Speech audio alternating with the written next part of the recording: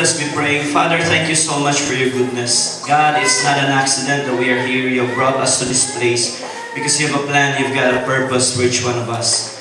Lord, I pray that you would give us the dreams of your heart. You allow us to see the future and even the desires regarding the future that we have in you. Lord, I pray that this morning you not only encourage your people, that you will transform them to become better students, professionals, and in whatever capacity you have placed them.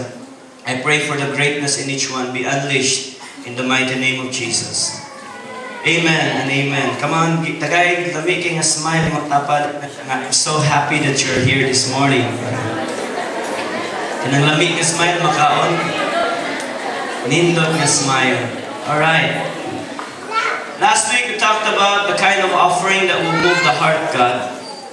I believe that serving God with all of our hearts and with everything that we have got is never a waste. It will never go to waste because God is not a taker, God is a giver. And when He wants us to offer something to Him as precious as our lives, He doesn't require us to give our lives to Him just to waste it away, just for no good, for no purpose. When we give our lives to God, He brings it to its fullness and He maximizes us and He brings out the best of God in each one of us. That woman gave spontaneously, extravagantly, and what is appropriate for a king, the one we talked about the other Sunday. Para sa ko, this is so personal. As I have experienced in many ways, I have given God the best I know how, and I have been met with so many issues, persecutions, testings, trials. However, I believe that when we're dreaming something big for God, these things are part of the ball game. Amen. May mga trials, may mga testings that would come our way. Because I have also personally believed and experienced God's victory, His protection, His perfection, His favor, and even His reward. And so with all these things in mind, sa ato ang pagpadayon, sa atong paglakaw sa Ginoo, sa pagpadayon sa mga damgong ang gibutang sa Ginoo, sa atong mga kasing-kasing, I was reminded of a devotional thought I've had July 5 when I was reading the life of Joseph, and I want to share that this morning. Okay? And there are going to be so many issues that could arise as we embrace the God-given challenge. A while ago, we heard testimonies of people who have given their best to the Lord. Students who have given their best to the Lord at the same time, pursuing what God has called them to do, serving Him in ministry and in many capacities, that they serve the Lord in giving their time to the Lord. And it's always true, the Bible will not be found false when it said, if you seek first the kingdom of God and His righteousness, all these things will be added unto you. Do you believe that? Yes. When we give God our everything, when we seek Him first, with all of our hearts, all the best that we ever desire in this world, ihatag sa Ginoo sa matag usa sa tuwa. There will be attacks from the enemy. As what they have mentioned, there are many various setbacks, there are many various challenges, diverse trials and testings would come as you want to follow the Lord. Just lately, we have heard of our co-leaders, kauban nato, mga nag-lead sa church, mga network leaders ninyo, they have been robbed. Their house was broken into. Kikuha ilang laptop, kuha ilang cellphones, and some kauban nato, gisnatchan, ang uban, gisudlan ng ilang balay. Many testings would come. How would you feel kung ikaw, as you are serving the Lord and all these things would take place? There would be persecutions, may mga negative reports. What would be your reaction? Mingon ba ka nga, ay di na lang ko mamalagad sa Ginoo, di na ako tinudon ng Ginoo, kaya kung tinudon akong Ginoo, tinudon sa ko sa yawa. That is a lie from the pit of hell. Although that may seem to be what is true, because there will be many testings, there will be many trials, but I can guarantee this with all of my heart, dili ikakumpara ang kamaayo sa Ginoo kaysa kadautan sa yawa. Mas malabaw dyan ang pagkamaayo sa Ginoo. Amen?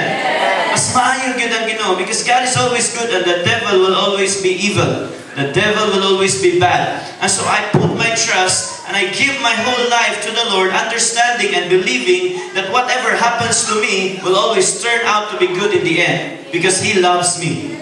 Come on, tell the person next to you, God loves you. Whatever happens, just stay on. Padayon lang jud. In the midst of all these things, God wants us to keep dreaming. Come on, ikaw matapad, keep dreaming. How many of you have had dreams this morning? Or nightmare baka? How many had experienced being awakened in the night because of a dream? I've been to many situations. Makamata o kalit. Sometimes I will have a dream. Sometimes bunga sa imong gikaon ng gabiuna. Dreams are a series of thoughts, images, and sensations occurring in a person's mind during sleep. But I'm not talking about that kind of dream. I'm talking about a God-given dream. Come on, let us dream for the Lord.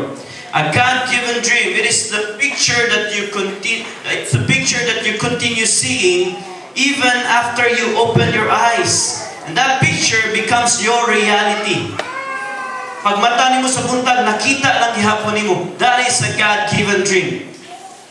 A God-given dream, it's a dream or a vision, and it could even be more real than your present situation. A temporal dream urges you to stay asleep to enjoy it.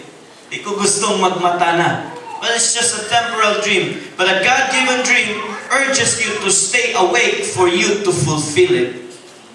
There are things that God would place in our hearts, and He wants us to do this. He wants us to accomplish this. A God-given dream, it can also be likened to a vision. It is what propels you. It is what moves you. It is what wakes you up in the morning. I like this man who dreamt a dream by the name of Joseph. He was a boy in the Bible who dreamt a dream that will take him on an adventure of a lifetime. Ingon ang Bible in Genesis 37 verse 5. One night, Joseph had a dream. One night, he dreamt something big.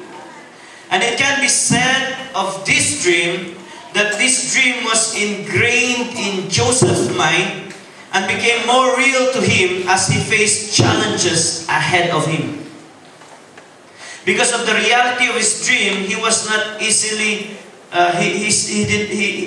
he doesn't easily buckle down sa mga circumstances that were around him. It can be said that this dream is more real to him. It can also be said that until he had this dream, before this dream, he was just an ordinary boy. Spoiled boy. Papa's boy. Joseph was an ordinary boy. Just a common yep boy with a happy-clappy lifestyle. Siglag duwag Julin. Sig duwag Takyan. Sig duwag Shatong. I don't know kung sa inyong gipangduaan. Si Joseph, before this dream, sige na siya kaduwag Dota. He was an ordinary boy. He wasn't a cat above the rest. He was just an ordinary boy. Then Joseph had a dream.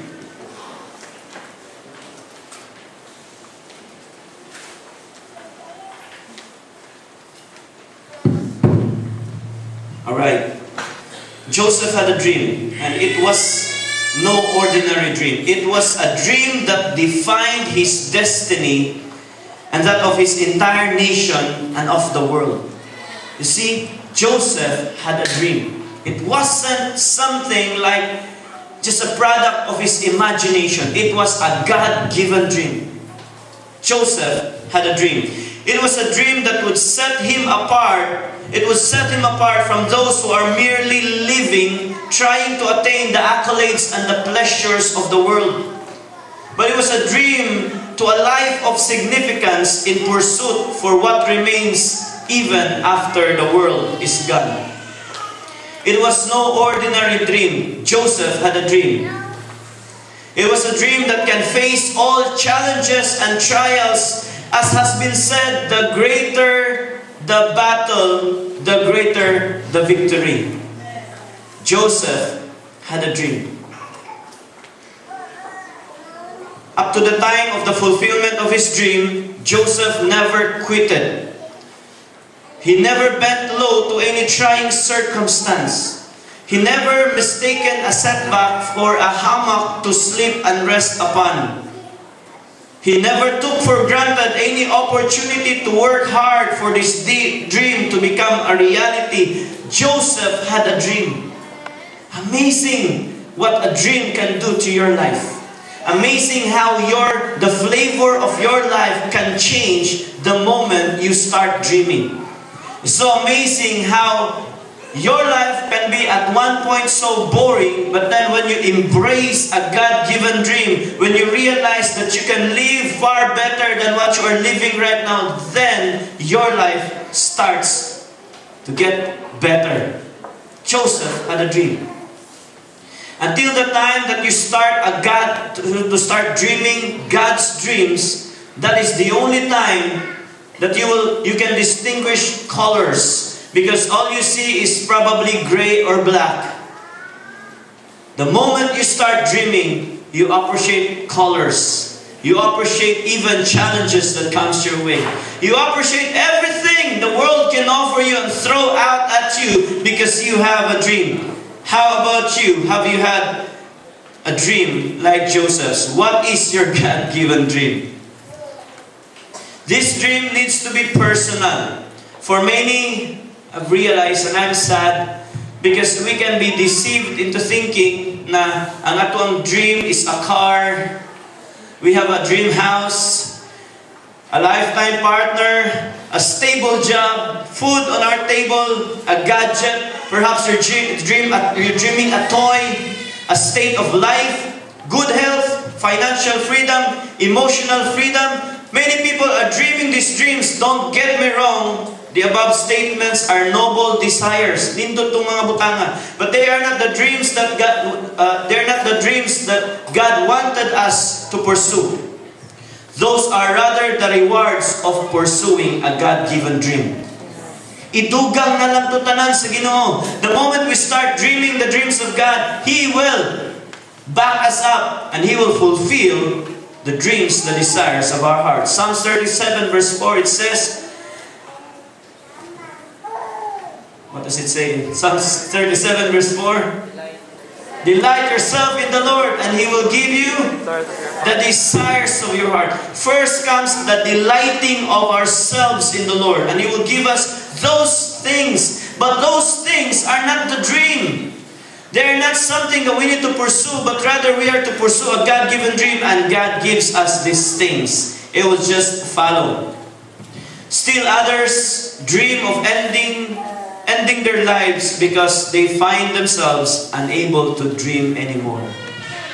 For me, I challenge us as a church. The reason I am alive, the reason I do what I do, the reason I can brave the storms that come my way, the reason I keep on keeping on is because I have a dream. Di lang kumukanta, I have a dream. Characteristics of a God-given dream. We can see from the life of Joseph, there are 3 characteristics that we can look into that will tell us it is a God-given dream. In Genesis 37, verses 6 to 8, Joseph told his brothers, "Listen to this dream," he said. "We were out in the field tying up bundles of grain. Suddenly my bundles stood up, and your bundles all are gathered all around and bowed low before mine." Kapamusuko kayang mga igsoon. Ingon niya igsoon, "So you think you will be our king? Do you? Do you actually think you will reign over us?" And they hated him all the more because of his dreams and the way he talked about them. Characteristics of a God-given dream, first and foremost, it gives you confidence. A God-given dream gives you confidence. Despite the unbelief of people around you, you can still keep on keeping on because you know God gave you that dream. Dili ka basta-basta mo atras. Dili ka basta-basta mo give up because God is telling you, I have good plans for you, plans to prosper you and not to harm you. And so whether people believe it or not, you will magpadayon lang gihapon ka. Nga naman, God told you, God promised you. And even though people does not believe in you, God does believe in you. In verses 9 to 10, following that, soon Joseph, not only yung istorya niya mga igsoon, he also told that he had another dream. And again, he told his brothers about it. Listen, I have had another dream, he said. The sun, moon, and 11 stars bowed low before me. No, nasa nagsud kahambugiro na yun ni mo eh. Imuha raman ang imagination, Joseph. This time he told the dream to his father as well as to his brothers. But his father scolded him. What kind of dream is that? He asked. Will your mother and your brothers actually come and bow to the ground before you? You see, when you have a God-given dream, it is not automatic that everyone will like it. Amen? Dili automatic ang nakaidamgo, ganahan ng tanan, uy, ganito si mong damgo. When you desire something, it doesn't mean that everybody will like it. The devil will try to use everyone around you to hinder that dream. Sa diyang si Jesus na tao, when Jesus was born, the devil enticed King Herod to kill him while he was still a child. And even when Jesus was walking here on earth, teaching, preaching the good news about the kingdom of God, the devil tried to use religious leaders, trying to tell people, ayaw mo to, ana. It's just another religion. This isn't about another religion. This is a way of life. Jesus didn't come to introduce a religion. Jesus came to introduce a way of life so that we can be reconnected back to the Father. Amen. Jesus came for a reason. Jesus also had a dream. When you embrace a God-given dream, a God-given challenge, it's not going to be easy, but I promise you it is the right thing to do. It is the right thing to do. Para sa kuha, walay ikakumpara o dili makalabaw. Okay? Kung i-compare na to, mas okay pa sa kuha ang mga kalisod nga gitugot sa Ginoo kaysa kalipay nga gihatag sa yawa. Amen. Tungod kay ang kalisod nga gitugot sa Ginoo that God had allowed, I know it will strengthen me. But the pleasures nga gihatag sa yawa, I know it will destroy me. I may enjoy it for a while, but it won't last long. I may enjoy it for a while, but in the end, it will bite me. When I am most vulnerable, the devil will attack. And the devil will try to kill, steal, and destroy your life. I would rather dream the dreams of God than dream the dreams of the devil. I'd rather have my life used up for the glory and for the honor of God kaysa magkinabuhi na walay purpose, walay direction. That's why I can say, what would you prefer? Easy and comfortable but leads nowhere, or hard and challenging but can lead to somewhere?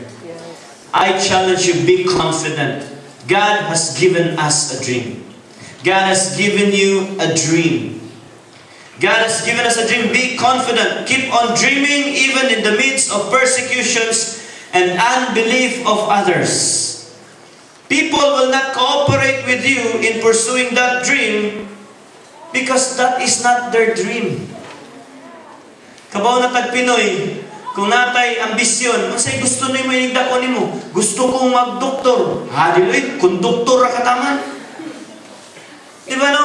Grabe ang ato ang crab mentality. When we see a brother, a sister, someone, we easily envy them. We usually are jealous of people when they are rising up. We don't. These people will not cooperate. And the same is true in the kingdom of God. The same is true when we're trying to dream the dreams of God. People around us will not cooperate because that is not their dream.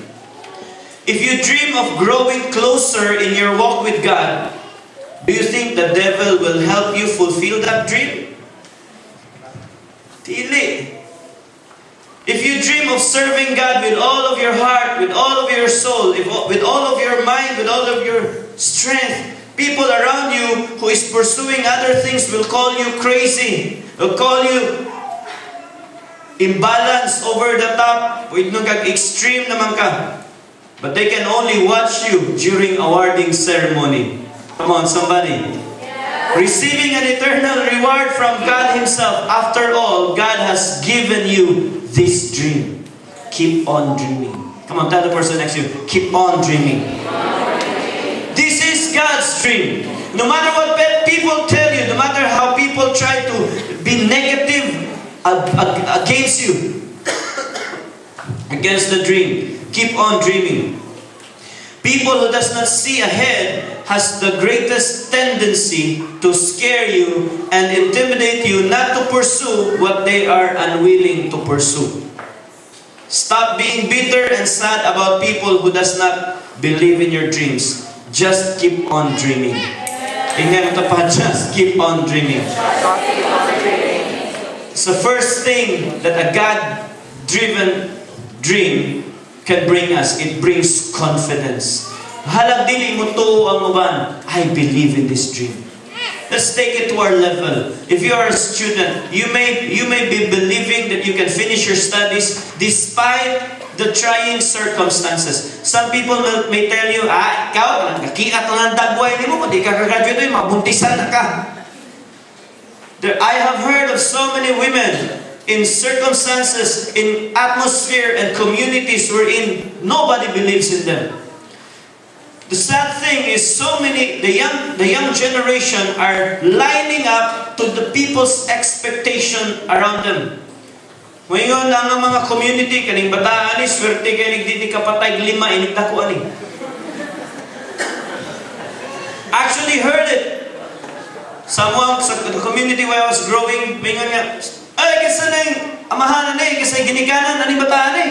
Inosente yung mga ginikanan niya. Ano ba dahil? Sa uday na kong bata. Siya, pagtigom na lang pang piyansa daan ng bataan.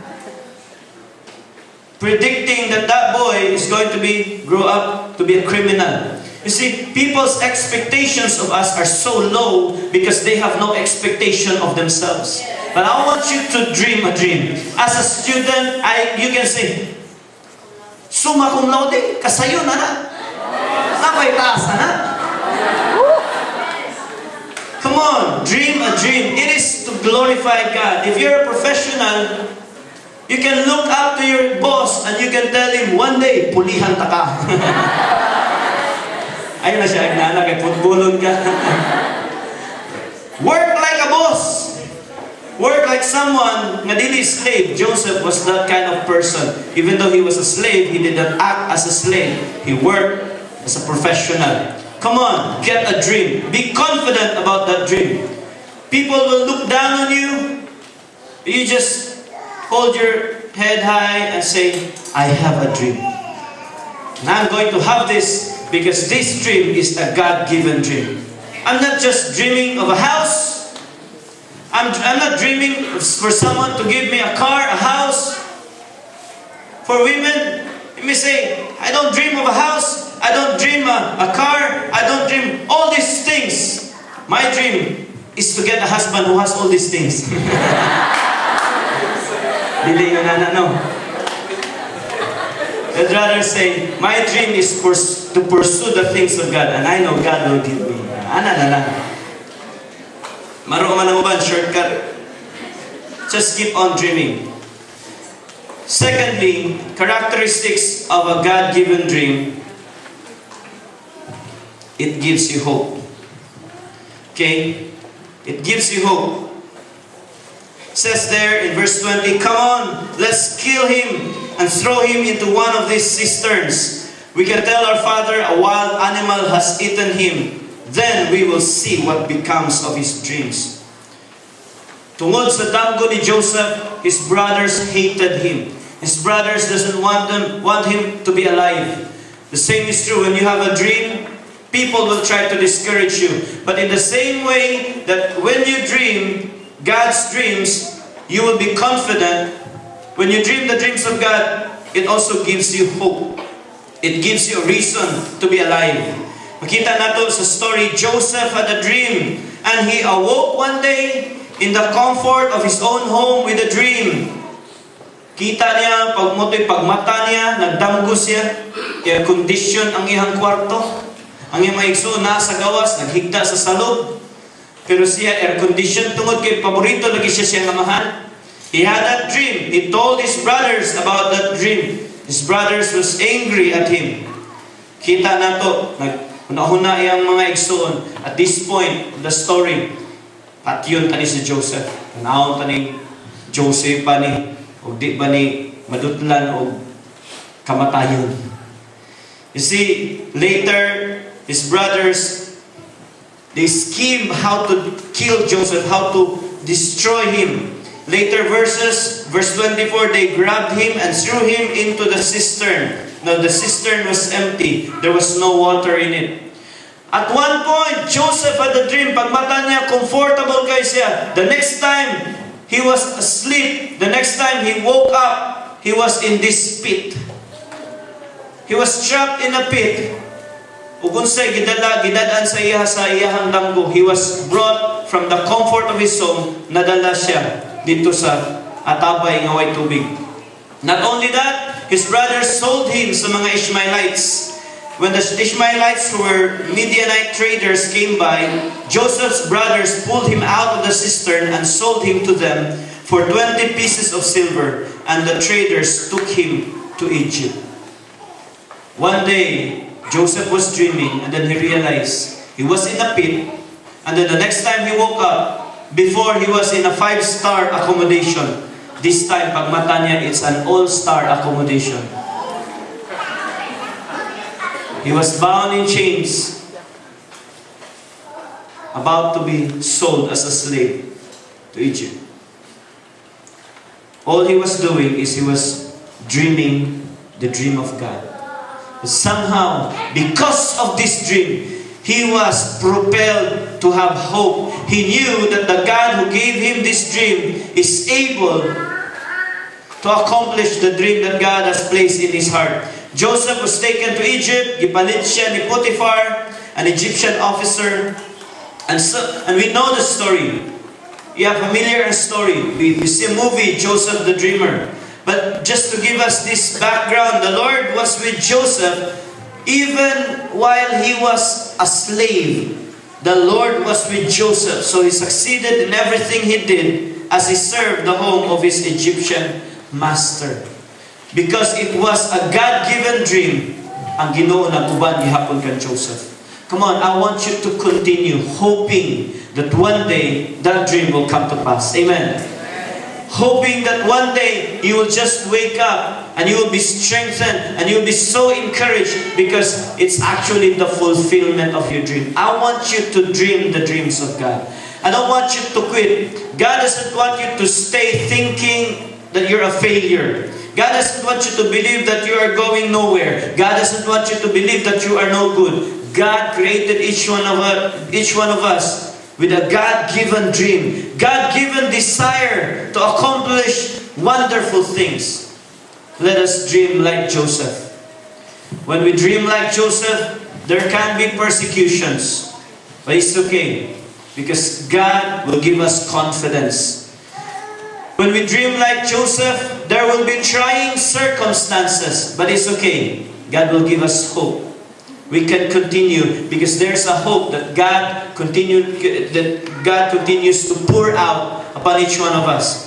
Now this dream took Joseph from the comfort of his home to the pit and on the road to Egypt, and then this time in Potiphar's palace as a slave. But then again, as I had said, Joseph, even though he was a slave, he walked the kind of life that he had projected when that dream would happen. He walked professionally. He served with all of his heart. He studied with all of his heart. And whatever you do right now, do it with all of your heart. Keeping that dream alive. And in the midst of all these problems and testings, you keep that dream alive. In the midst of people who does not believe in your dream, just walk before them and declare, God has given me a dream. I will not be discouraged. I will not be taken aback by situations because God has given me this dream. And so you hold on to it. This time, again, the favor of God was upon Joseph. Nana siya sa balay ni Potiphar. And when favor comes, and when God pours out His blessing, the devil will try to find ways and means para mabirata paubos. This time, the devil used Potiphar's wife. In verse 7 of chapter 39, Potiphar's wife soon began to look at Joseph lustfully. Agoy noy.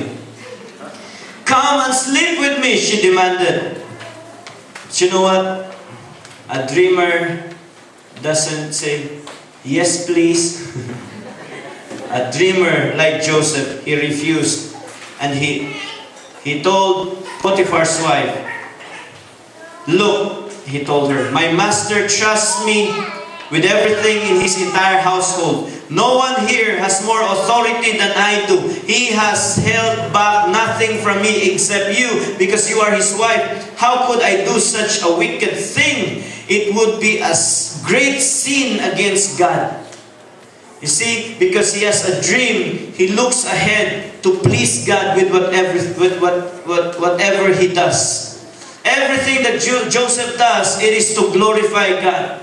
He did not allow the temptations of Potiphar's wife. He didn't allow situations around him para maka-disqualify sa iya. He continued dreaming. Come on, tignan mo tapat, keep on dreaming. In the midst of pressures, in the midst of temptation, do not entertain these temptations and short-circuit your future, short-circuit your destiny.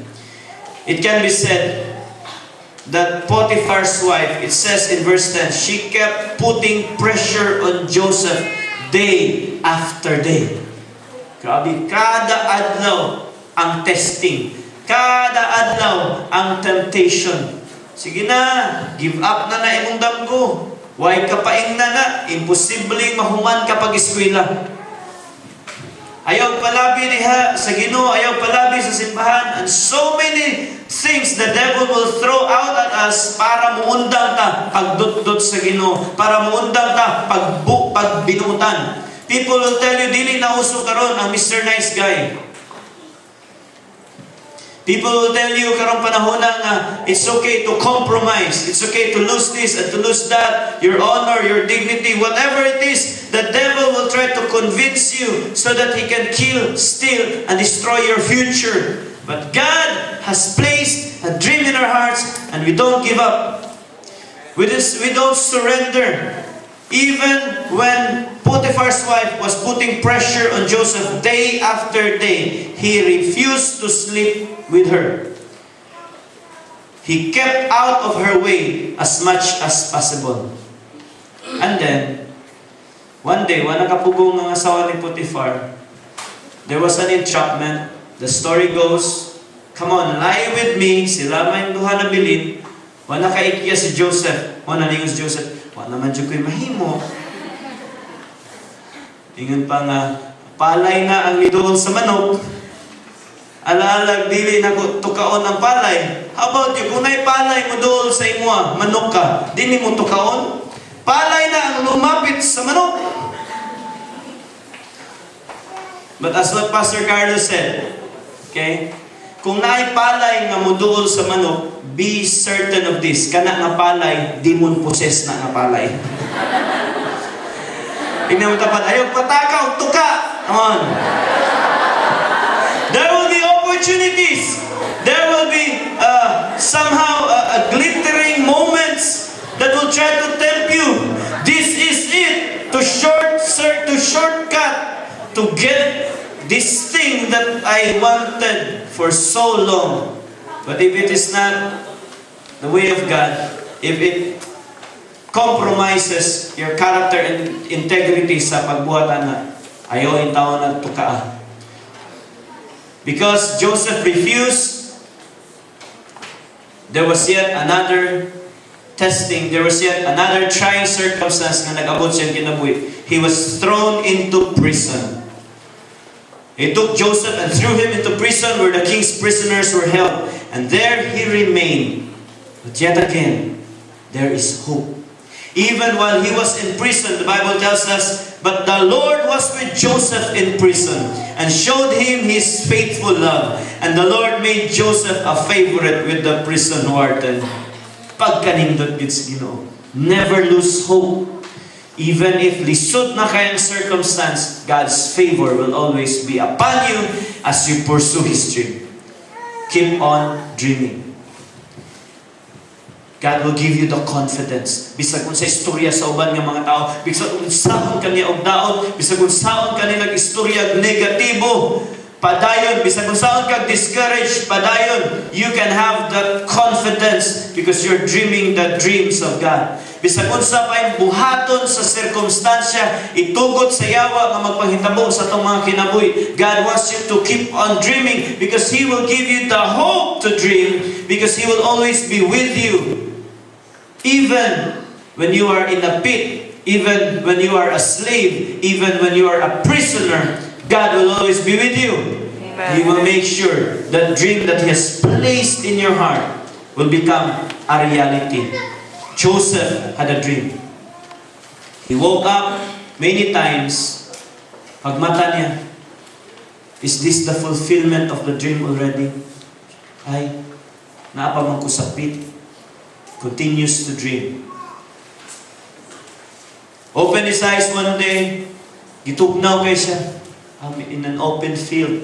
Gidala ko sa mga Ishmaelite traders. This is not yet it. I keep on dreaming. He was in Potiphar's place as a slave. Pagmata niya, he wasn't received even to the point i-promote siya ni Potiphar. Lami na po ang mga pagkaon. But he awoke. Siya, di ni mo akong damgo. Di pa ni mao. I will not stay. I will not settle. I keep on dreaming. And because of that dream, he never gave up his integrity. He never compromised. He said, my dream is bigger than these things. My dream is not to fulfill the gratifications, the shortcut that the devil will throw out at me. I'll keep on dreaming. Because of his integrity, now he awake once more. And when he opened his eyes, naunsa naman ni, I'm now in prison. But he never got bitter, I believe. He was in prison. He was still dreaming the dreams of God. I want you to continue dreaming. While in prison, there were two people. They had a dream, a baker and a cupbearer. It's a long story. But it goes there that Joseph was able to interpret their dreams. And one of them, nagdamgo, yung nani, yung nana, pare-pareha ang meaning ng ilang damgo. And so, Joseph predicted by the Spirit of God, ingon si Joseph, ikaw, 3 days from now, you will come out of this place, pero bitayon ka ni Pharaoh. He spoke to the baker. But to the cupbearer, the same way, ikaw, 3 days after, you'll be taken back to Pharaoh, but you will be restored. And then Joseph said, ayaw ba yan kalimot sa ako, aha? In other words, gitabangan ti ka sa imong damgo. Ayaw ba yan kalimti ang akong damgo, ha? Nga makagawas ko diri. Fast forward the story, nakagawas ang cupbearer, but nalimot siya kan Joseph.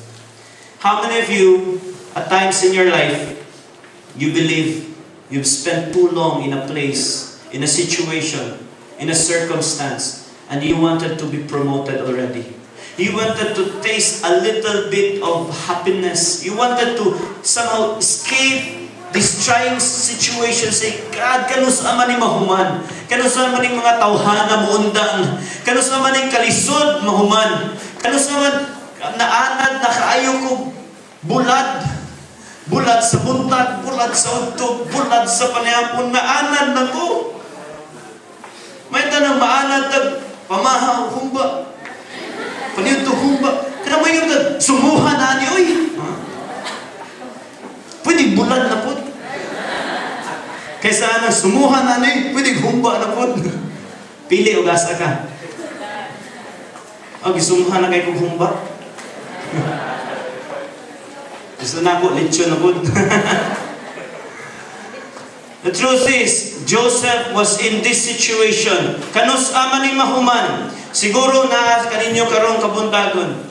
You're thinking, kanus ama ni mahuman. This pain on the inside of me, that's torturing me. This guilt on the inside of me. Kanus amang ko makagawas. Kanus aman ako matangtang na ako ang maskara. I've been living a lie. Kanus aman ko maka-experience o tinuod nga kalipay. Kanus aman ko kanang makakatawa nga katawa lang yun nga katawa. When is that time that this God-given dream in my heart is actually gonna be a fulfillment?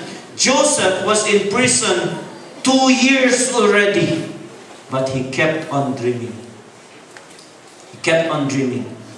2 full years later, something happened. Pharaoh had a dream. Wow! Can you see the connection? Gikan sa sinugdanan up to this point, God's dream is so much alive in the heart of Joseph. And this is the greatest opportunity Joseph had ever been waiting. And this is the biggest opportunity God had been waiting. Pharaoh had a dream. And in that dream, he could not interpret it. He looked for a man who could interpret the dream. And then the cupbearer remembered Joseph. Ay kabalaka, ang Ginoo nakadumdum sa imong mga damgo. There is a time when that dream will propel you to greatness. Last characteristic of a God-given dream. The story goes, kita nato si Joseph, iyahang gi-interpret ang damgo ni Pharaoh, and then, true enough, nahitabog yun siya. There was 6 years famine, and then, abundance rather, and then, famine that would follow after. And so Joseph was propelled to greatness. Now he is second in command sa Egypt. A God-given dream gives you purpose. It gives you purpose. Sometimes we don't see right away. Nga nung nagpanghitabo ang ato ang mga sitwasyon. We don't see it right away. But God had a purpose. God can turn bad things in our lives, transform it into something great. Sa dihang nahitabo ni siya, there was actually a moment in Genesis 43 when Joseph came home. Kita nato ang mga igsoon ni Joseph sa ilahang lugar, nahutdan na silang pagkaon kay namay famine. And so they traveled because they heard that in Egypt na ay pagkaon. They traveled all the way to Egypt. And then it's a long story. There was a big drama behind this. Nakita sila ni Joseph, wala sila kaila kan Joseph, pero si Joseph nakaila sa ilahan. And so nipalit sila og bugas, gitugutan ni Joseph na nakapalit sila og pagkaon. But then gisuspitsahan niya, mga spies mo.